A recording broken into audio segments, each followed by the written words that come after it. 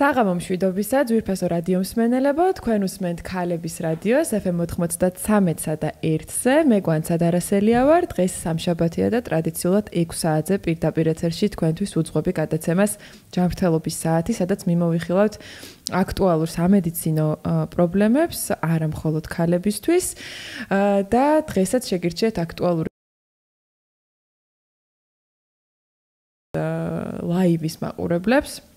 იმედი გვაქვს ბევრი ადამიანი შემოგვერთდება და იმედი მაქვს თუ ასეთი გაგიჩნდებათ თქვენ შეკითხვებსაც მოგწერთ ჩვენს Facebook გვერდზე, ჩვენს რადიო მსმენელს და ასევე ჩვენს ონლაინ სტრიმის მაყურებლებს შევახსენებ, რომ 24 საათის განმავლობაში მსოფლიოს ნებისმიერი წერტილიდან შეგიძლიათ გვისმინოთ ვებ პლატფორმაზე FM.g და რა თქმა უნდა გვისმინოთ FM 93-სა და 1-ზე. დეპრესია, ეს გახლავთ თემა, რომელიც დღეისთვის შევარჩიე, ის ერთ-ერთი ყველაზე გავრცელებული, ასე ვთქვათ, ფსიქიკური პრობლემაა, რომელიც როგორც კვლევებიდან ამოვიკითხე, დაახლოებით ყოველ მეოთხე ან მეხუთე ადამიანს შეიძლება დაემართოს და თვითმკვლელობის ერთ-ერთ უდიდეს რისკ ფაქტორს წარმოადგენს. მოდით განვმარტოთ სიტყვაც, დეპრესია, ლათინურიდან დათრგუნულს ნიშნავს, ეს არის ადამიანის ფსიქიკური აშლილობა, რომელსაც ახლავს ადამიანის ნეგატიური განწყობა, სევდა, დათრგუნულობა. რა თქმა უნდა, გუნება განწყობა ქვეითდება ასეთ დროს, ქვეითდება თვითმფრინავის უნარი და რაც ყველაზე მნიშვნელოვანია, ადამიანი კარგავს ცხოვრების ხალის, ასე ვთქვათ, თავისი საქმიანობის, თავისი ცხოვრების შესახებ და მიმართებაში, ინტერესებთან მიმართებაში. რა თქმა უნდა, დეპრესია მნიშვნელოვნად აზიანებს ცხოვრების ხარისხს და შრომის, სწავლის უნარს აუარესებს და კიდევ არსებობს სტიგმა, არა მხოლოდ საქართველოში და მათ შორის მთელ მსოფლიოში და სწორედ ამ სტიგმის გამო ძალიან ხშირად ადამიანები არ აცხადებენ, ასე ვთქვათ, ამ სიმპტომებს, რომელიც გაუმკლავდნენ, რაც რეალურად აღრმავებს ამ პრობლემას. მოდით მე მეტს თავს აღარ შეგაწყენთ საუბრით და ვფიქრობ, რომ ერთ-ერთი საუკეთესო პროფესიონალი მოგცემს დღეს რეკომენდაციებს.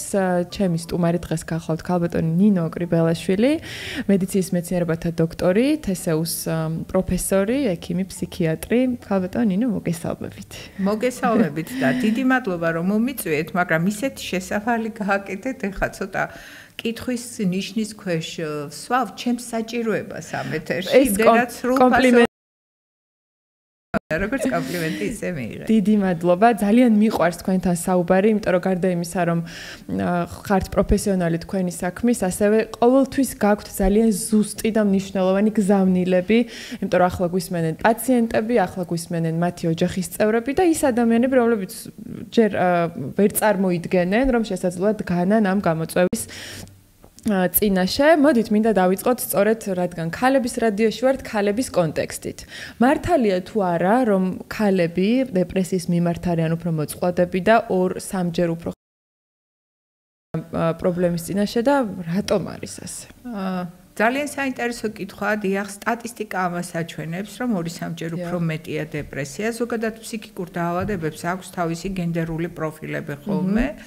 ვინაიდან ეს სენზიტიურობა გაცილებით უფრო მაღალია ქალებში, სწორედ მის ესტროგენულ თეორიასთანაა კავშირში და მის ფერტილურ კონტექსტთან არის საწყის მის კავშირში. და ერთ-ერთი მნიშვნელოვანი არის სწორედ ის, რომ დეპრესიას ჩვენ ხედავთ რა ქალებში ამავე დროს ერთ-ერთი პირველი ეპიზოდი შეიძლება იყოს სწორედ შვილოსნობასთან დაკავშირებული დეპრესია, კერძოდ მშობიარობის შემდგომ დეპრესია, რომელიც არის დეპრესიათა ესეთი ქოლგადასახელების ქვეშ ერთ-ერთი მდგომარეობა. ზოგადად დეპრესია ერთი ავადმყოფობა, ერთი ზუგადი, აი რაღაც დარღვევა არ არის. ეს არის ჯგუფი სხვადასხვა სიმპტომების მიმდინარე სხვადასხვა მდგომარეობებისა, რომელსაც საერთო აქვს ზუსტად ის, რაც თქვენ ახსენეთ, ესაა გუნებგანწყობის დაქვეითება, დროს დაქვეითება და შეზღუდვა, საყვარელი საქმიანობისაგან სიამოვნების მიღების უნარის დაკარგვა, მაგრამ ამასთან ერთად უნდა გავითვალისწინოთ, რომ დეპრესია არაა მხოლოდ და მხოლოდ ისეთი დარღვევა, რომელიც ფსიქიკურ სფეროზე მოქმედებს, დეპრესია მოქმედებს ჩვენს ფიზიკურ მხარეზეც და სწორედ ამიტომ დეპრესიას ძალიან მჭიდრო კორელაცია აქვს ბევრ ქრონიკულ დაავადებასთან. ამაზე აუცილებლად შევჩერდებით, მაგრამ მინდა დავუბრუნდე საკითხს, რადგან ჩვენ ვახსენეთ არაერთხელ გუნება-განწყობის ძალიან ხშირად, ასე ვთქვათ, თავად ახდენენ ხოლმე ადამიანები დიფერენციაციას, რომ მე დეპრესია მაქვს. მოდით, აი გავავლოთ ესეთი რაღაცნაირი ხაზი, რა არის უბრალოდ უგუნებობა და ვთქვათ, რაღაცა პერიოდული სტრესის ქვეშ არსებობა ადამიანის და ასე ვთქვათ, დიაგნოზი დეპრესია მეორე მხარეს. უპირველეს ყოვლისა მე ხან ხაზი გავუსვი იმ მომენტს, რომ დეპრესია არის ბევრი სიმპტომის ნაკრები და სწორედ ამ სიმპტომთა თანავარსკვლავი ქმნის ჩვენს კლინიკურ აზროვნებაში აი იმ ჯგუფებს, რასაც ჩვენ უწოდებთ დეპრესიული მდგომარეობა, რომელიც შეიძლება იყოს გამოხატული 5 და მეტი სიმპტომით, სწორედ ასეთ შემთხვევაში ჩვენ ვსაუბრობთ, რომ გვაქვს დეპრესია. ერთი ვთქვით, რომ ეს არის საყვარელი საქმიანობისგან მიღება სიამოვნების, გასაგებია რომ გუნება მარტო ეგ არ არის. საქმეში არის სიმპტომების თანავარსკვლავედი, სწორედ აქეთკენ მივდივარ. სიმპტომთა თანავარსკვლავედი ხდებოდეს, სულ მინიმუმ 5 სიმპტომი უნდა იყოს და ამავე დროს კიდევ ერთი რამეა ხაზგასასმელი, არავითარ შემთხვევაში თვითდიაგნოსტიკა არ უნდა მოვახდინოთ.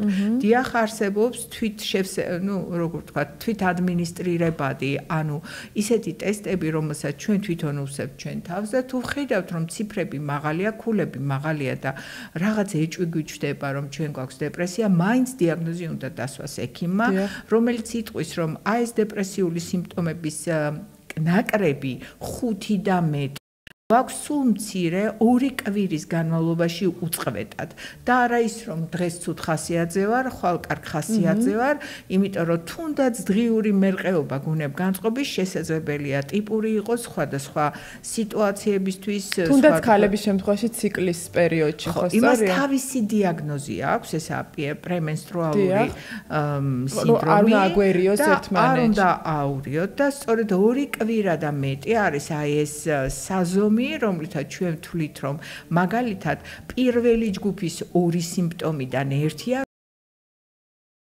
დაქვეითება და მეორე არის რა თქმა უნდა, იცით, აი ეს გუნება-განწყობის დაქვეითება სხვადასხვა რეგისტრის შეიძლება იყოს. მაგალითად, ძალზე დათრგუნული გუნება-განწყობა ან სევდიანობა შეიძლება იყოს.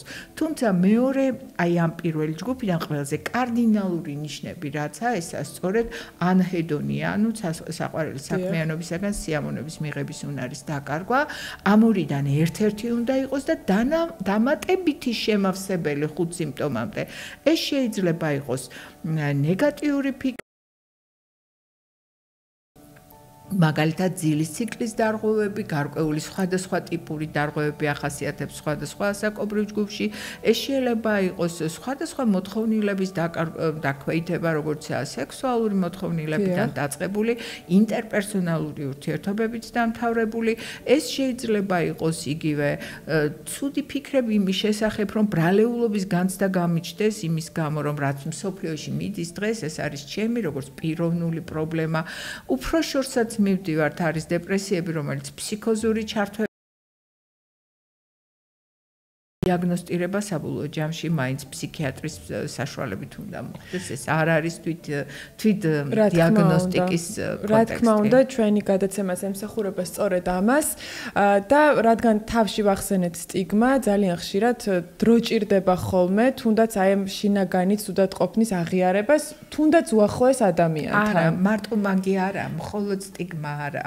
საქმე იმაშია, რომ უცნაურ მდგომარეობაში ადამიანი არასდროს ყოფილა თუ ეს პირველი გამოცდილებაა და მაგალითად მამა არც მიმართავენ ხოლმე ექიმებს, იმიტომ რომ ცდილობენ რომ ეს ყველაფერი ჩაახშონ, მაგალითად ალკოჰოლით, რომელიც ფოთვას ხსნის, შეიძლება გამოყენებული იყოს სხვადასხვა მოსაწევი ნარკოტიკი, ან დაუშვათ არაჯანსაღი ქცევითი სტრატეგიები, რომლითაც მექანიკურად იუმჯობესებენ გუნებგანწყობას და მაგალითად ის რომ მიმართონ ექიმს, ზოგ შემთხვევაში ჩვენი კულტურაცაა დამნაშავე, იმიტომ რომ კაცი რომელიც ექიმთან მიდის, იმიტომ რომ ცუდ განწყობაზეა შეიძლება ჩათვლილი იყოს რომ სუსტია და დაუშვათ არ ჯდება. რაც შეეხება ქალებს, იცით რა, ქალის ესეთი აღქმა რომ ის აუცილებლად სუსტია და აუცილებლად დეპრესია დაემართება, ეს ასე არ არის. აქ არის როგორც უკვე აღნიშნე, მთელი რიგი პრობლემები, რომელთან შეხების დროსაც შეიძლება განვითარდეს ეს დეპრესიული სტატუსი. ქალებს თუ დამეთანხმებით არ ვიცი, მეტი სოციალური რისკიც ხომ არა აქვთ, სტრესი, გარკვეული მეტი რაღაცა პასუხისმგებლობები თუ რაღაცა თუნდაც შვილები, არ ვიცი, მშობიარობები და ასე შემდეგ. თუ აღიარებთ, რომ ადამიანი არის ბიოფსიქოსოციალური არსება და რაც ეს ამოსავალი წერტილი, რა თქმა უნდა, ყველა მოწყვლადი ხდება, როდესაც აქვს მაგალითად ბიოლოგიური რისკები, გენეტიკის თვალსაზრისით, როგორც ცნობილია, ძალიან ჟღერადია დეპრესია, განსაკუთრებით უნიპოლარული, ანუ ერთპოლუსიანი დეპრესია. ეს იმას ნიშნავს, რომ მდგომარეობა, აფექტური სპექტრის, ასე ვთქვათ, მდგომარეობა, რომელიც მუდმივად განმეორებადი დეპრესიებით აშლობა, რომელიც თავის თავში მოიცავს ერთ-ერთ ფაზას დეპრესიას. ამ შემთხვევებში დიდი დეპრესიული აშლობა, რეკურენტული, ანუ შექცევადი დეპრესიული ეპიზოდები და ასე შემდეგ, გენეტიკური რისკის მატარებელია. რისკი არ ნიშნავს იმას, რომ მაგალითად თუ დედას ან ბებიას ჰქონდა რომელიმე ტიპის დეპრესია, აუცილებლად ოჯახის წევრს აუცილებლად განუვითარდება. აქ არის რა თქმა უნდა მოწყვლადობა ისეთი ფაქტორების მიმართ, როგორც სოციალური კონტექსტი, რაღაცა გამშვები არის ზოგადად მარტო ტრიგერი არ არის, იცით, იწვევს გამომწვევი ამ ტრიგერს ვერ ვიტყვი რომ არის მხოლოდ და მხოლოდ ხელშემწყობი. აი მაგალითად, შეიძლება ოჯახში იზრდებოდეს ახალგაზრდა ბავშვი და ბავშვობაში ჰქონდეს ესე იგი უარყოფილი იყოს თავისი ოჯახის წევრების მიმართ. სულ არ იყოს არც გალახული, არც ნაცები, მაგრამ ემოციური მიჯაჭვულობა არ არსებობდეს მაგალითად ოჯახის წევრებთან, არ ჩამოყალიბდეს, იმიტომ რომ და 1 წლის ასაკამდე არ განვითარდა ნდობა გარე სამყაროს მიმართ. აქედან გამომდინარე ამ ადამიანს შესაძლებელია მოგვიანებით ასაკში სულაც არ იყოს ეს ტრიგერი. უბრალოდ დეპრესიული ატრიბუციული სტილი ჩამოუყალიბდეს. თუმცა ასეთი ტიპის საუბრები, რა თქმა უნდა, პოპულარულ გადაცემაში და პოპულარულ ენებზე არაეფექტურია. ალბათ ჯობს თქვათ ის თუ რა სიმპტომებია კიდე. ნამდვილად და რადგან თქვენ თავად ახსენეთ, ასე ვთქვათ, რისკ ფაქტორები, ერთი ფრაზა მინდა დავაზუსტო, რომ ესეთი გავრცელებული ფრაზაა, რომ ეს მიდრეკილია დეპრესიისკენ. ანუ ეს ფრაზა რაღაცა სტიგმატიზებას იწვევს, ისე ვთქვათ, აი ამ მდგომარეობის თუ გარშემომყოფების აღქმას რამხელა მნიშვნელობა აქვს ამაზეც მინდა რომ ვისაუბროთ. ერთ-ერთი ყველაზე დიდი პრობლემა და ესეთი, რასაც მე ვაწყდები და რაც ძალიან მძიმეა თვითონ პაციენტისთვის ასატანად, არის ის, რომ შენეს შეგიძლია გამამხნევებელი ფრაზა გააკეთო, უნდა ადგე ვერ დგება, იმიტომ რომ მისი ენერგია, დილის საათები უფრო მძიმეა, საღამოს ცოტა კიდევ რაღაც მოიკრებს თავს. აი ეს ცირკადულ რითმებთან დაკავშირებული აი ეს პრობლემები, როგორც უკვე გითხარით, თუნდაც ძილის ციკლის დარღვევები, რომელიც უბიძგებს, კი, შეიძლება ჩაიძინოს, სულ არ კონდეს მძიმე თავსმოხვეული ფიქრები, მაგრამ დილას გაიღვიძებს 2 საათით ადრე ჩვეულ დროზე და ლოგინიდანაც ვერ დგება, ვერ იბრუნებს ძილს. უამრავი სიმპტომია კიდევ ერთხელ გეუბნებით, რომელსაც რეალურად და საბედნიეროდ ყავს კარგი სპეციალისტები, რომლებიც ამას ახდენენ. დიდი მადლობა. სიმპტომებზე საუბარს ისევ გავაგრძელებთ, რადგან მართლა მნიშვნელოვანია, რადგან თქვენ აღნიშნეთ, რომ შეიძლება თავად ადამიანისთვისაც ეს იყოს გარკვეული სიახლე. ჩვენს რადიო მსმენელს შევახსენებ, რომ თქვენ უსმენთ გადაცემას ჯანმრთელობის საათი, ჩვენ საუბრობთ დიაგნოზზე სახელად დეპრესია. ჩვენ გვსტუმრობს ფსიქიატრი ნინო ოკრიბელაშვილი. სულ რამდენიმე წამით სარეკლამო პაუზაზე შევისვენებთ და მალე დავბრუნდებით. მოგწერეთ თქვენი შეკითხვები.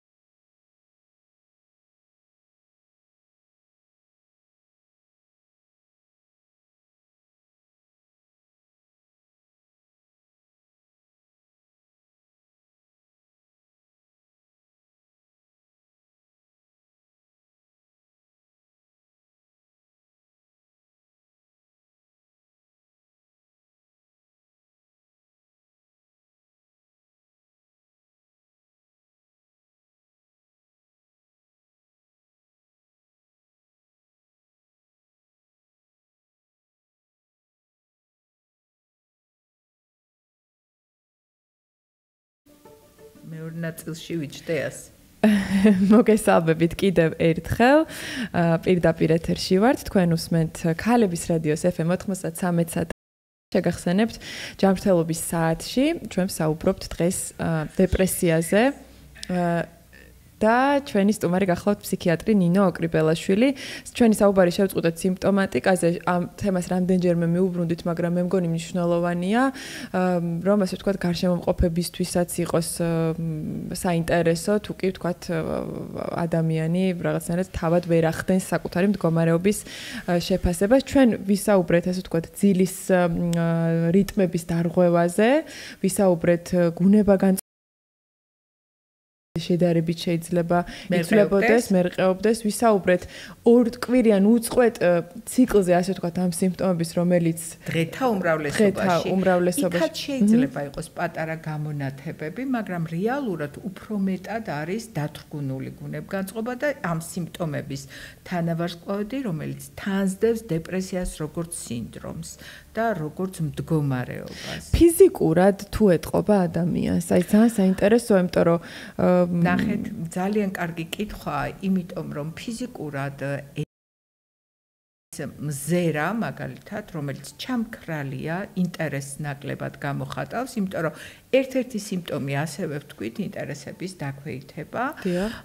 მეორე პრობლემა არის ის, რომ როგორც წესი, აი ამ 2 კვირის ან 1 თვის განმავლობაში პაციენტი კვების ჩვევას იცვლის და უფრო მეტად დაქვეითებულია გუნებგანწყობა და ამ გუნებგანწყობის დაქვეითების პარალელურად მადაც დაქვეითებულია და შესაბამისად ახლა ანორექსიაზე, მაგრამ წონის კლება შესაძლებელია იყოს სადღაც 7 კილოგრამამდე 6.5-7 კილოგრამი, რაც ვიზუალურადაც აისახება. შეწუხებული სახის გამომეტყველების გარდა ეს არის ადინამია, შენელებული მოძრაობა, რაც მთავარი ადამიანი ნაკლებს საუბრობს, ცდილობს ოხრავს, ხვნეშის. ძალიან ხშირად მდგომარეობათა 60%-ში დეპრესიას თანსდევს შფოთვითი გამოხატულებები, ოღონდ კონკრეტულად არ იცის რა ხდება, ხო? არ იცის რა ხდება, მის თავს არ იცის. ესე იგი, ბოლთას ცემს, ოხრავს, ხელებს იფშვნეთს, თუმცა არის სრული ადინამიაც, როცა ემბრიონულ პოზაში გადადის ქალიან მამაკაცი და ყველა კუნთი ისეთ კომფორტულ სიტუაციაშია, თითქოს ის ყველაზე საუკეთესო დროს, როცა სრულად იყო გარესამყაროსგან დაცული, მუცლად ყოფნის პერიოდში, აი იმ პერიოდს უბრუნდება. და ასე წევს, ხო, ემბრიონის პოზაში ეს ძალიან მნიშვნელოვანი თავზე ხო კიდევ ერთი მომენტია შეიძლება აღიზიანებდეს დღის შუქი ჩამოფარებული გქონდეს ფარდები კომუნიკაციაში არ შემოდის არ სურს ამრიდებლურია და შესაბამისად ეს ინტერაქცია გარე სამყაროსთან არის გაცილებით უფრო დაბალი შესაბამისად ის უფრო ბედნიერია როცა არ აწუხებენ კითხვებით არ უსვავენ საკუთარი მდგომარეობის შესახებ კითხვებს და რა თქმა უნდა თუ ჩვენს ირგვლივ არის ასეთი ადამიანი გარე სამყარომ თავის თავზე უნდა აიღოს გარკვეულწილად შეთავაზება იმისა რომ ჩართონ სპეციალისტი და ყოველ შემთხვევაში ოჯახის ექიმებსაც დღეს უკვე აქვთ იმის გამოცდილება რომ დიფერენცირება გააკეთონ და მიმართონ დროულად ექიმს. მე მინდა მიუბრუნდე საკითხს თქვენ ახსენეთ რომ აი განსაკუთრებით თქვათ მამაკაცების შემთხვევაში ძალიან ხშირად ამ მდგომარეობას თან ერთვის ხოლმე გარკვეული ადიქციური პრობლემები ალკოჰოლთან სხვადასხვა ნარკოტიკულ საშუალებებთან დაკავშირებით და ეს რაღაცა უკვე ორ პრობლემასთან გვაქვს მერე საქმე. თვითონ მკურნალობას ხო, აი ამაზე მინდა ვისაუბროთ, როგორ შეიძლება ეს იქნეს არიდებული თავიდან თუ არ ვიცი რატომ ხდება ასე? პირდაპირ შემიძლია გითხრათ რომ ეხა თვითონ დეპრესიაზე ამ ეტაპზე ცოტა გადავდებ საუბარს და მაგალითად როდესაც ადამიანმა განიცადა ძალიან დიდი სტრესი და ეს სტრესულმა მდგომარეობამ მაგალითად გამოიწვია ახლობლის სიკვდილი ან თვითონ განიცადა დიდი ფინანსური პრობლემები და ასე შემდეგ უნივერსალური შფოთვის და სტრესის ითვლებოდა და ითვლება ლეგალური ფსიქოაქტიური ნივთიერება როგორიცაა ალკოჰოლი და მის აწვდომობა სამწუხაროდ ძალიან მაღალია მე არა ვარ ის ადამიანი რომ რაღაცა შეზღუდვებს ვაწესებდე მაგრამ მის აწვდომობა ზიანს თუ გავითვალისწინებთ შეიძლება თანაბარიც იყოს არა ადამიანისთვის მაგალითად ნარკოტიკების და ალკოჰოლის რა თქმა უნდა კი ეს ორივე არის ძალიან შენელებული ნაღმი რომელსაც დებს ადამიანი თავის ქცევაში ნეირომედიატორული სისტემა, ანუ ის აქტიური ნივთიერებები, რომლებიც მართავს ჩემს ჯანმრთელობას, მენტალურ ჯანმრთელობას, ფიზიკურ ჯანმრთელობას, ფიქრებს და ასე შემდეგ, აი ეს დისბალანსი იწყება და ხდება ძალიან ცუდი გამოვლინებები ხანგრძლივ მოხმარებაში.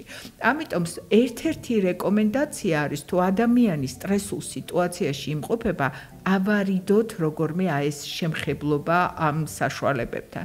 ეხლა, როდესაც უკვე დეპრესიაზეა საუბარი, ეს განსაკუთრებით თვალში საცემია მოზარდობის პერიოდში, იმიტომ რომ ამ დროს დიფერენცირება რა მჭირს, ისე კარგად ვერ ხდება. სხვათა შორის ბოდის გიხდით მოგწერა მაყურებელმა ამის შესახებ კითხვა, რომ რა არის ის ნიშნები, რაც შეიძლება მშობელს გამოეპაროსო, რადგან მოზარდებზე თქვენს აქცენტი გააკეთეთ, მოდით მაყურებლებსაც მშობლებს უპასუხოთ. ერთ-ერთი პირველი ნიშანია ამრიდებლობა და სოციალური აუტიზაცია. ოთახში ჩაკეტვა, რომ ცალკე იყო რომ თქვენთან ინტერაქციაში არ შემოვიდეს, თუმცა ატიპიური არ არის ბავშვთა ასაკში აი ესეთი დეპრესია ასევე აისახება მოსწრების დაქვეითებით, სკოლაში ქცევის შეცვლით და ესეთი მარკერი არის ასევე გამღიზიანებლობა. არ უნდა დაგვავიწყდეს რომ ჩვენ ხშირად ამას მივაწერთ ხოლმე ასაკს. ამიტომ ისედაც თინეიჯერებს რაღაც უყვართ თავისი პირადი სივრცეში ყოფნა, ოთახში გამოკეტვა. ქალებში განსაკუთრებით თინეიჯერების განცდა, იცით მშვენივრად რომ ამ პერიოდში მაღალია ეგრეთ წოდებული ქრაში, მაგალითად წარმოსახვითი სიყვარული, რომელს დრამატიზებასაც აკეთებს, ეს ყველაფერი არის, მაგრამ დეპრესია არის რთული იმითი, რომ ამასაკში გაპარული დეპრესია შეიძლება სუიციდით დამთავრდეს. დეპრესია არის რთული იმიტომ, რომ შეიძლება სხეულებრივ ცვლილებებში განვითარდეს და წავიდეს, მაგალითად აღიკვეთოს უკაცრავად ტიპის საერთოდ ეცადოს ფიზიკურ აქტივობას ჩამოშორდეს. მაგალითად, ბავშვი, რომელიც დაინტერესებული იყო ჩოგბურთით, ბავშვი, რომელიც დაინტერესებული იყო ცეკვით და ასე შემდეგ, ყველაფერს წვეთს და მხოლოდ ინტერნალიზებულ გარემოში გადადის. დედას თითქოს უხარია, რომ აი ბევრს სწავლობს, მაგრამ მოსწრება არ შეესაბამება დაუშვათ აი იმ მოლოდინებს, რაც ოჯახს აქვს და იგი იწყება უკვე პასუხისმგებლობების გადატანა ბავშვზე და იყოს. რადგან მშობლებს ვპასუხობთ ამ შეკითხვებზე და ასე ვთქვათ, რაღაცა მაინც გარეგან ნიშნებზე გვაქვს საუბარი, რა არის ის ფრაზები, რა არის ის სიტყვები, რა არის ის, ასე ვთქვათ, ფორმა ურთიერთობის, რაც არ უნდა შევთავაზოთ ადამიანებს, ვინც თქვენ რაღაც მოკლედ შეეხეთ ამას, მაგრამ როცა ადამიანს ეშინია და ნუ გეშინია ოვეუბნებით, აი ამ ჟანრიდან, რა არის ის, რაც უფრო რაღაცნაირად გვაშორებს ამ მოკლედ. პირველი და უმთავრესი არის ის, რომ შევნიშნოთ სიმპტომები და როდესაც სიმპტომებს შევნიშნავთ, ყველაზე სწორი პოზიციაა, რომ სიმართლე უთხრათ იმ ადამიანს, ვისაც ჩვენი დახმარება სჭირდება და თუ თქვენ თვლით, ალბათ დიალოგზე უნდა გამოვიწვიოთ. დიალოგზე გამოწვევა არ გულისხმობს იმას, რომ თითი დაუქნიოთ და დაუშვათ უთხრათ, რომ აი მე ყველაფერი ვიცი, ეხლა სასწრაფოდ ეს უნდა გააკეთო. გაიძულოთ ერთგვარად, ხო? გაიძულოთ. პირველი და უმთავრესი არის აშია საქმე გვანცა, როდესაც ჩვენ დიალოგი არ გქონია 7 წლის ასაკში, 9 წლის ასაკში და 11 წლის ასაკში და უცებ გვინდა გახსნილი, სრულფასოვანი, ნუ ძალიან კარგი ურთიერთობები გქონდეს ჩვენ სხვაგან არის საფუძველი ჩასაყრელი წლის ასაკში ეს ვერ მიიღწევა პირდაპირ გეუბნებით. ამიტომ ამ შემთხვევაში ჭკვიანი ოჯახის წევრი იპოვის მედიატორს მასა და მის შვილს შორის და ეს მედიატორი შეიძლება იყოს მისი რომელსაც სამწუხაროდ ხშირად უფრო მეტად ენდობიან ვიდრე ოჯახის წევრებს გარკვეული ასაკის მერე, იმიტომ რომ სადღაც 11-12 წლის ასაკიდან როცა სოციალიზაცია იწყება, ის ამჩნევს, რომ დედაზე შეიძლება რაღაცა მეტი იცის, რომელიღაცა მასწავლებელმა, რომელიც მისი ინტერესების მშობლის ავტორიტეტის ირღვევა, ხო? ავტორიტეტი გარკვეულად იცვლება და ის შემთხვევით ავტორიტეტებთან ბიჭებში ეს განსაკუთრებით საშიშია, რომ არ მოხდეს იდენტიფიკაცია საკუთარი მეს და ჩამოყალიბების პროცესში, არა მამა, არამედ მაგალითად ვიღაც გავლენიანი ადამიანი, რომელმაც შეიძლება რაღაც შთაბეჭდილება მასზე მოახდინოს. ამიტომ სწორედ დიალოგი საჭიროა დავიწყოთ 7, 9, 3, 7, 9 და ასე შემდეგ ასაკში. არასოდეს მოუჩლიქოთ ენა თქვენ შვილს არც 3 წლის ასაკში და ყოველთვის ესაუბრეთ ღია. ღიად, მაგრამ რა თქმა უნდა თქვენი ცოდნის შესაბამისად თუ ვერ ახერხებთ რაღაცეების განმარტებას, მაშინ უმჯობესია დაიხმაროთ ფსიქიკური ჯანმრთელობის სპეციალისტი. აუცილებელი არ არის რომ თავიდანვე პირველი სიმპტომების აღმოცენებისთან უპრიანია მიმართოთ სკოლის ფსიქოლოგიურ სამსახურს, მიმართოთ მაგალითად თემში არსებულ რაღაც სხვა რესურსებს, საიდანაც ძალიან ბევრი კარგი დადებითი მაგალითის აღება შეგიძლიათ. კი ბატონო, სანამ გადავალთ ძალიან მნიშვნელოვან ნაწილზე, რომელსაც ქვია მართვა თუ მკურნალობა, ორივე საკითხს შევეხებით, ერთ საკითხს მინდა მიუბრუნდეთ საუბრის დასაწყისში ჩვენ ვახსენეთ მშობიარობის შემდგომი depressია და რადგან ჩვენ ქალების რადიო ვართ და ძალიან ბევრი ქალი მსმენელი ყავს, მათ შორის ორსულებიც. მინდა ცოტა უფრო ვრცლად ვილაპარაკოთ. მე მაქვს გარკვეული გამოცდილება ამასთან დაკავშირებით. დეპრესია, მე არ ვიცი რა შეიძლება დავარქვათ, მაგრამ მე შემიძლია გითხრათ, რომ მეორე მშობიარობის შემდეგ უბრალოდ აი ადამიანების მიუღებლობა მქონდა. აი ისეთი გაღიზიანებული ვიყავი, იმდენად არ ვგავდი ჩემ თავს, სულ ვტიროდი. ადამიანები მეზიზღებოდნენ პირდაპირ რომ თქვა დეპრესიის სიმპტომები. მოკლედ ძალიან რაღაცნაირად საოცრად ყოჩაღად ფიზიკურად, აბსოლუტურად ორიენტირებული ბავშვის საჭიროებებზე, მოვლაზე, 100%-ით, ასე ვთქვათ, ყველაფერზე ვიყავი პასუხისმგებელი. ეს პერიოდი მახსოვს ძალიან ცუდად ჩემს ფსიქიკაში და ჩემი გამოცდილება, ასე ვთქვათ, ძალიან ისეთია. რატომ არ აღიქმებოდა სერიოზულად და რატომ არ აღიქმება ხოლმე სერიოზულად ქალების ესეთი რაღაცა წუწუნი ვალია რომელიც ისე უნდა შეასრულო როგორც ესე ძალიან ალბათ რაღაც ვერ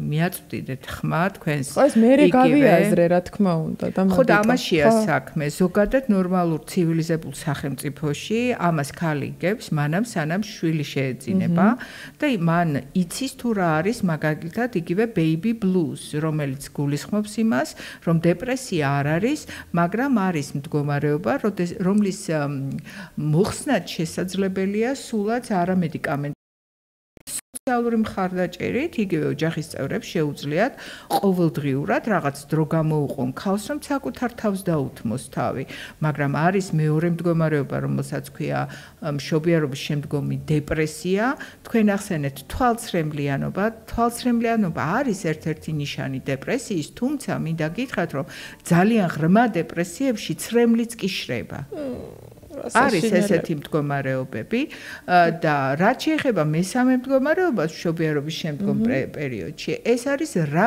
თქმა უნდა მშობიარობის შემდგომი ფსიქოზი რომელიც ძალიან დაბალია პროცენტულად და ამიტომ ახლა ესეთი პირდაპირ ამაზე ყურადღების გამახვილება რა თქმა უნდა დღევანდელი გადაცემის ფორმატში არ შედის რაც შეეხება დეპრესიის ნაირსახეობებს ჩვენ დაგვავიწყდა კიდევ ერთი ძალიან მნიშვნელოვანი ფორმა რომელსაც ქვია სეზონური აფექტური აშლობა, ანუ ზამთრის მოწყენილობა.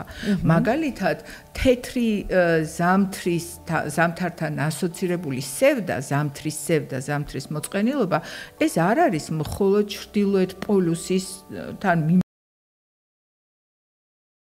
პრობლემა. სამხრეთელ ადამიანებსაც, რომლებსაც დღეს უკვე საუბარი არის, რომ ჩვენ გვაქვს კლიმატური შფოთვა, კლიმატური დეპრესია, ის რომ მაგალითად დღე არის მოკლე, ეს გარკვეულწილად ჩვენს მელატონინურ ცვლაზე მოქმედებს და შესაბამისად ძალიან ხშირად გამოხატულია ხოლმე დეპრესიული მდგომარეობები. თუმცა განსხვავებული სეზონური დეპრესია მე მინახავს ზაფხულში.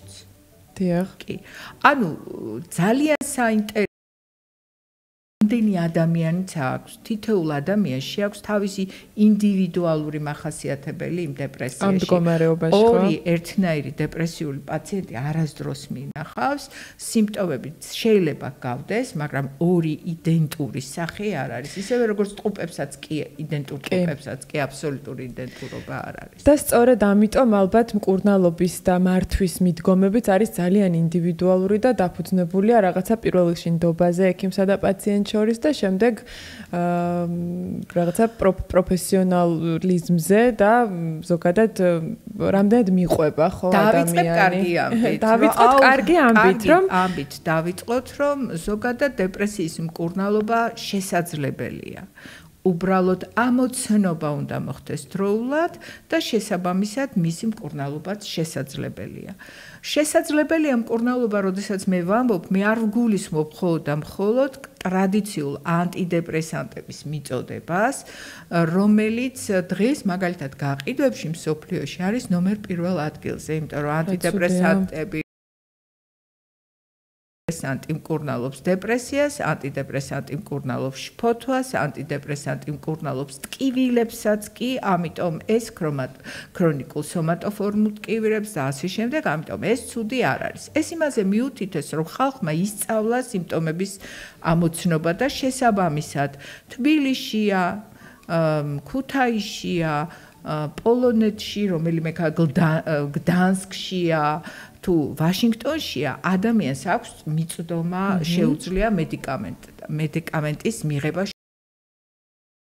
საქმე იმაშია, რომ რამდენად სწორად ვაკეთებთ განსხვავებით მაგალითად ჩვენი ევროპელი კოლეგებისგან ამ წამლების გამოყენებას. პირველი და უმთავრესი არის ის, რომ რესურსი ადამიანს დეპრესიასთან გამკლავების დიახაც აქვს და ეს რესურსი არის ცხოვრების ჯანსაღი წესი. მედიკამენტების გარეშე მედიკამენტების გარეშე.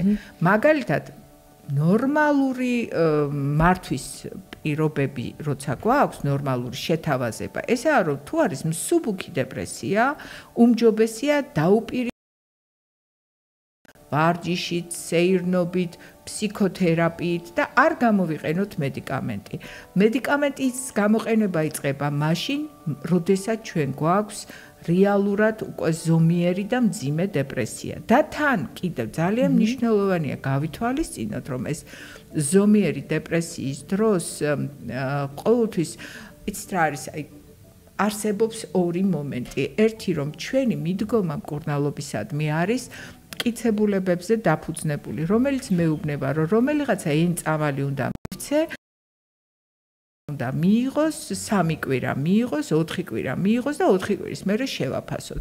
ამ აჩქარებულ სამყაროში თუ მიუდექით ასე, შეიძლება პაციენტი აღარასოდეს დაგიბრუნდეს, არა აქ იმ თვალსაზრისით რომ დაუშვათ ნდობა ვერ ჩამოყალიბდეს შენთან, ანუ ვერ განახორციელო ის რისთვისაც გააქვს ეს პროფესია და მეორე არის ის რომ მიუდგე ინდივიდუალიზირებულად. მაგალითად საქართველოში ვერ იცდიან 2 კვირა და 3 კვირა.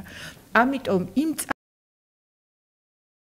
ფუთად შეიძლება თავიდან პირველ ეტაპზე სხვა წამლების დამატებაც დაგჭირდეთ და გავწდეთ მტკიცებულებებზე დაფუძნებულ მედიცინას. სწორედ ესაა ყველაზე მაღალი კატეგორია, როცა ჩვენ მუშაობთ არამტკიცებულებებზე განზოგადებული. ამ წუთში გითხარით, რომ ორი ერთნაირი დეპრესია არ შემოხვედრია და არ შეიძლება ერთმა წამალმა ყველას უნიფიცირებულად უმკურნალოს.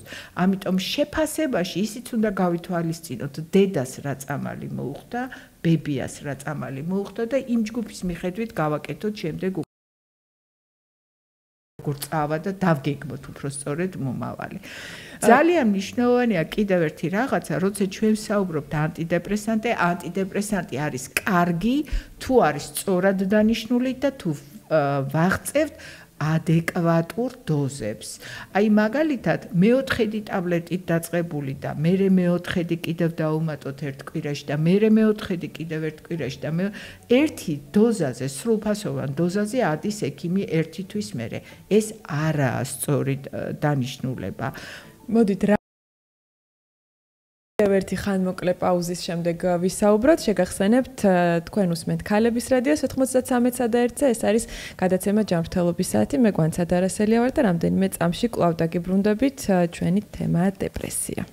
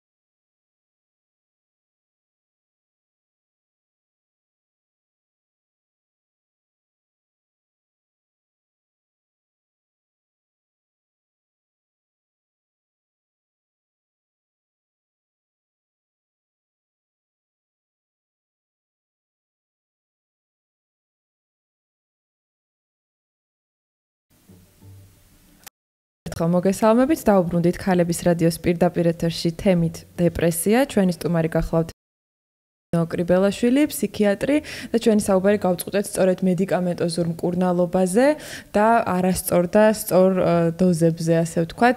ეს მნიშვნელოვანია პაციენტებისთვისაც, იმიტომ რომ პაციენტების განათლებული პაციენტი მე მგონი ექიმისთვისაც ძალიან დიდი თითქმის ნახევარი საქმეა რა. ფუფუნება. თუმცა ექიმის ვალდებულება მედიკამენტს როცა აძლევს, განუმარტოს მისი გვერდითი შესაძლო მოვლენების შესახებ, იმიტომ რომ წეგანაც აღნიშნე და კიდევ გავიმეორებ, რომ ერთსა და იგივე დიაგნოზში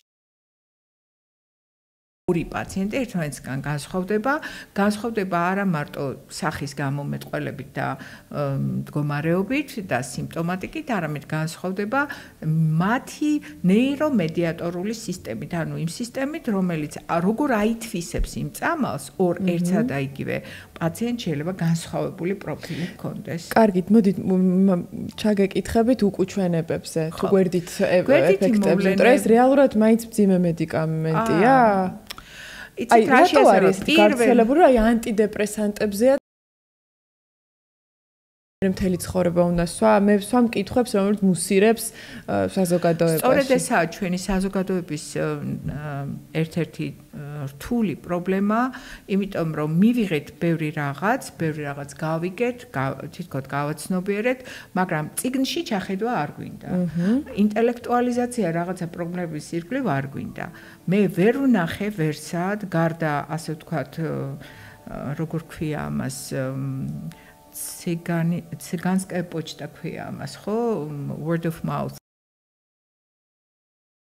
რომ გადასცემე, რომ სადღაც რომელიღაცა ადამიანი ანტიდეპრესანტმა გააგიჟა.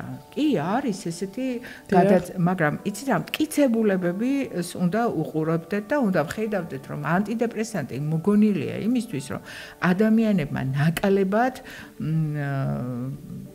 და ტკივილი მიიღონ, ნაკლები ტკივილი მიიღონ გარემოდან, ნაკლები ტკივილი მიაყენონ საკუთარ გარემოცვას, საკუთარ ოჯახებს, საკუთარ სიტუაციებს. და ბოლოს რაღაცა ავიდან თქვენ რამდენჯერმე ახსენეთ სუიციდალური გამოსავალი. სუიციდი არა, ნახეთ, ერთ-ერთი დიდი პარამეტრი, რომელიც ნომერი პირველი მკვლელი ქვია ზოგადად დეპრესიას და ნავარაუდები იყო, რომ 2020 წლისთვის ეს გახდებოდა, ერთ-ერთი პირველი და დიახაც გამართლდა. დეპრესიის საუკუნეს უწოდებენ უკვე აი ჩვენს საუკუნეს მინდა გითხრათ და ეს პროგნოზი ჯერ კიდევ გასული საუკუნის შუა წლებში გაკეთდა. რამდენადაც წინა საუკუნეს უფრო შფოთვის საუკუნეს უწოდებენ, ჩვენ საუკუნეს უფრო უწოდებენ დეპრესიის საუკუნეს. მარტო გვიჭირს. არამედ ის, რომ რაღაცნაირად ნაკლებად ვართ ჩართულები ფიზიკურ აქტივობაში, ძალიან ბევრი რაღაც გადავიტანეთ, ასე ვთქვათ, გლობალური პრობლემები გადავიტანეთ. ეს რა თქმა უნდა არყევს თვითდაჯერებას და თვითწმენას, მაგრამ აი ნახეთ, გენერალიზაცია შეიძლება გააკეთოს ადამიანმა, რომელსაც აქვს დეპრესია, რომ აი ზომი რაც მიდის, აი მისი აი ნახეთ თვითბრალდების იდეები შეიძლება წამოვიდეს. ეხლა ცოტა ავწდი თითქოს აი ამ შეკითხვას, მაგრამ ფაქტი არის ერთი, რომ დიახ ძალიან მომატებული არის რისკები არა მარტო სუიციდის, არამედ თუნდაც უმუშევრობის. ადამიანები, რომლებიც დეპრესიაში არიან, ისინი არ არიან კარგი თანამშრომლები. შესაბამისად, ნორმალურ სიტუაციაში მას აღარ დაიქირავებს სხვა. გასაგებია და ჯაჭვის სოციალური პრობლემების შემდეგ. აქედან უკვე მოდის პრობლემებიც ერთმისთან. ამიტომ არის ძალიან მნიშვნელოვანი ტკივილები ახასიათებს მაგალითად დეპრესიას. დადასტურებულია, რომ ქრონიკული ტკივილების რაღაც ნაწილი შეიძლება იყოს, აი გაიხსენეთ ჩვენი შორი ბებიები და ბაბუები, თავწაკრულები, წელწაკრულები და ასე შემდეგ. ეს ყოველთვის შაკიკი კი არ იყო, ყოველთვის ლუმბაგო კი არ იყო, ეს ხანდახან და გარკვეულ პროცენტულად გაურკვეველი ხასიათის ტკივილებით დეპრესიას ახასიათებს.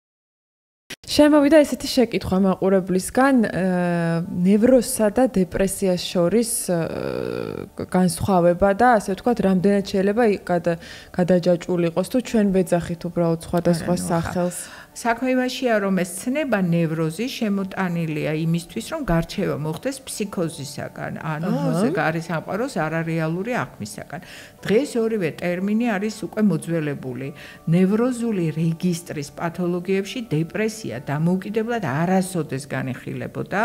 დეპრესია არის დამოუკიდებელი, შემადგენლობაში ბიპოლარულის ან შფოთვასთან ერთად ასოცირებული. როდესაც საუბრობთ ხოლმე ნევროზული რეგისტრის აშლობებზე, საუბრობთ, იმიტომ რომ ერთგვარად პაციენტს უთხრათ, რომ თქვენ არა გაქვთ ფსიქოზი. ალბათ უფრო სწორი ვორდინგი იქნება. გაბულაითოთ თვითონ დიაგნოზი. თუმცა კიდევ ერთხელ გეუბნებით თავის დროზე ერთ-ერთი კორიფე ამბობდა, რომ ნევროზი, როგორც გასაღები კლიტეს, ისე ერგება ადამიანს და გაცილებით უფრო რთული შეიძლება იყოს მისი მკურნალობა, ვიდრე დაუშვათ ფსიქოზის. თუმცა კიდევ ერთ რაღაცას მინდა გაუსვა ხაზი. ეს იმ პაციენტებთან, ვისაც მეტი ცოდნა არ აქვს ამ დარგში. კიდე ჩაბეჭდილი აქვს ზუსტად ასე. და ამიტომ ვცდილობთ, რომ ეს განუმარტოთ. შფოთვითი დარღვევები ძირითადად არის აი მაგ ტერმინის ქვეშ მოაზრებული. დეპრესია არის საკმაოდ ყურადსაღები ფსიქიკური ჯანმრთელობის პრობლემა, რომელსაც ჭირდება მკურნალობა. მასთან გამკლავებისთვის ჩვენ გვაქვს ბევრი საშუალება, იგივე მაგალითად რელაქსაციური ტექნიკები, მაგალითად behaviorალური, ანუ ქცევითი და საზროვნო და ქცევითი თერაპია, ესე ქვია მიმდინარეობას და გარკვეულწილად ჩვენ ვასწავლეთ პაციენტს მართვას. პაციენტმა, რომელმაც იცის თავისი მართვა, თავისი მდგომარეობის მართვა, ის გამარჯვებული იქნება ყოველთვის და არ უნდა ვთქვათ, რომ მე თუ ერთხელ მქონდა დეპრესია, ის ჩემს კარებთან არასოდეს დაიჩოქებს. ერთი კითხვა გამიჩნდა ასეთი, შეიძლება მიამიტური, მაგრამ რამდენად აქვს კავშირი, ასე ვთქვათ, დამატებით როგორც გნებავთ, ხასიათს ადამიანის. წეგან ვახსენე ნეგატიური ატრიბუციული სტილი, ესაა ხასიათი. ვიღაცა ასეთი ტიპია, ვიღაცა ასეთი, არა. ტიპი თქვენ ამბობთ ხასიათზე, ხო? ანუ დაუშვათ პიროვნულ მახასიათებლებზე, ტრეიტები, ანუ რაღაცა ნიშნებზე, პიროვნულ ნიშნებზე. კი ბატონო. არიან ადამიანები, რომლებსაც აი მაგალითად ისტერიელები, რომლებსაც დრამატიზება უყვართ რაღაცის თითი კი არ გაიჭრა, თითი გაიჭრა და ასე შემდეგ.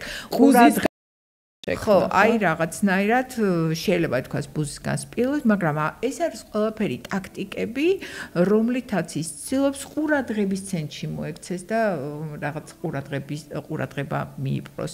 არიან ნარცისები, რომლებიც სხვაგვარად მოქმედებენ. ამიტომ იცით რა არის, ხასიათს აქვს ძალიან დიდი მნიშვნელობა, თუმცა როცა დეპრესია მოგადგება ადამიანს და არ გისურვებთ რომ იყოს, ამ შემთხვევაში ყველაზე ოპტიმისტი ადამიანიც საკმაოდ მძიმე განსაცდელში შეიძლება აღმოჩნდეს. თუმცა კიდევ ერთხელ გეუბნები მკურნალობა და კიდევ აი პროფილაქტიკისთვის შეიძლება სწორი კვება, დ-ვიტამინის ადეკვატური შემცველობა ორგანიზმში, ვიტამინებისა და მიკროელემენტების ადეკვატური შემცველობა ორგანიზმში არის ის რაღაც კარგი მომენტი, რაც შესაძლებელია დაეხმაროს, როგორც მოკლედ ასე ვთქვათ, თერაპიული ჩარევაც და ანალიზების კონტროლით და ასე შემდეგ ეს ძალიან მნიშვნელოვანია. იმიტომ რომ ესაა სამედიცინო მდგომარეობა.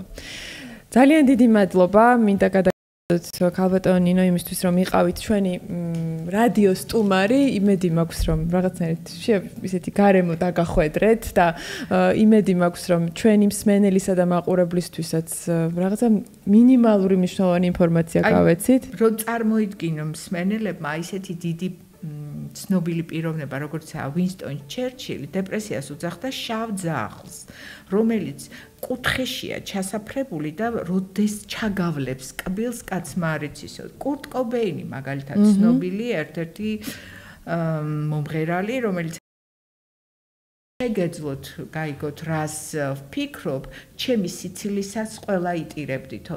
აი ეს დრამატული შეგრძნება, რომ შიგნით სიცარიელია, ძალიან მნიშვნელოვანია შეუმსუბუქოთ იმ ადამიანებს, რომლებიც ჩვენს გვერდით არიან. დიდი მადლობა. თქვენ უსმენდით გადაცემას ჯანმრთელობის საათი. ჩვენი სტუმარი გახლდათ ფსიქიატრი ნინო კრიბელაშვილი, რომელიც ძალიან მიყვარს და აქვე პირდაპირ ეთერში მინდა ეს თქვა. დიდი მადლობა ქალბატონო ნინო. ჩვენ შევხვდებით მომდევნო სამშაბათს, ისევ ძალიან აქტუალური მოგწერეთ თქვენთვის სასურველი შეკითხვები, შეგახსენებთ, რომ 24 საათის განმავლობაში მთელი მსოფლიოდან შეგიძლიათ გვისმინოთ პლატფორმაზე FM.G, გვისმინეთ რადიო სიხშირეზე 93 და 1 და თვალიადევნეთ ჩვენს სოციალურ ქსელებს, Facebook-ი, Instagram-ი, TikTok-ი და მოგწერეთ თქვენი შეფასებები. ბედნიერად. დიდი მადლობა. ჯანმრთელობის